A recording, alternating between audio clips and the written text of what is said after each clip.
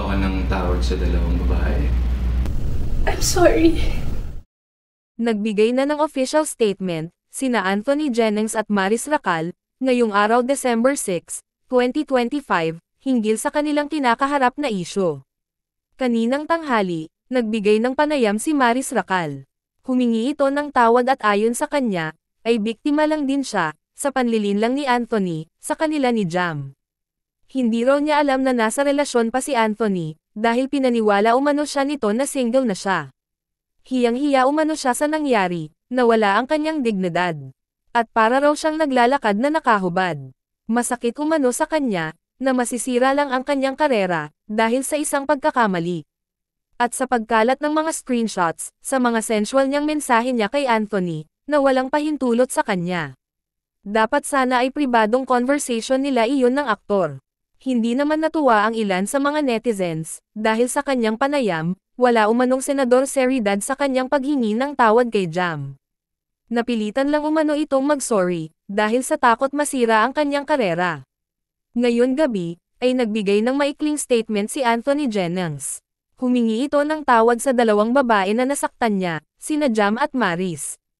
At humingi rin ito ng tawad, sa mga nadamay sa kanilang isyu. Ika nga, less talk less mistake. Hati ang reaksyon ng mga netizens. May naawa kay Anthony dahil siya ang sumalo at yumako sa pagkakasala. Dahil siya ang hindi pa masyadong sikat.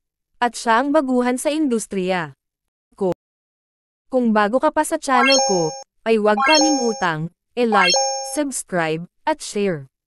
Marami din ang pumanig kay Maris, dahil biktima lang umano rin ito, sa panlilinlang ni Anthony. Mayroon ding kumakalat na larawan, na scripted lang raw, ang pagsusorry ni Maris. Sa picture, ay may binabasa na script ang aktres. Kaya mas lalong nanlumo, ang ibang tagahanga ng dalaga, dahil nagpapaawa lang pala raw ito. May kumakalat din na pahayag, si Christian Gaza, na kaya hindi nagde-delete ng messages si Anthony, kahit sinabihan na ito ni Maris. Ay dahil pro-weba niya ito, na may nangyayari sa kanila ng aktres. Trophy girlfriend umano niya si Maris, at pinagkakalat umano ni Anthony sa kanilang GC, ang mga intimate na larawan nila ng dalaga. Higit kumulang, 14 na minuto ang panayam ni Maris. At kay Anthony naman, ay hindi man lang umabot, ng 1 minuto. Nanganganib umano na mag-flop, ang movie at teleserye ni Maris, dahil sa isyong kinakaharap nila ngayon. Kaya naging fall guy itong si Anthony, para pagtakpan ang tunay na pangyayari. Ano sa tingin ninyo? Humihingi ho ako ng tawad sa dalawang babae.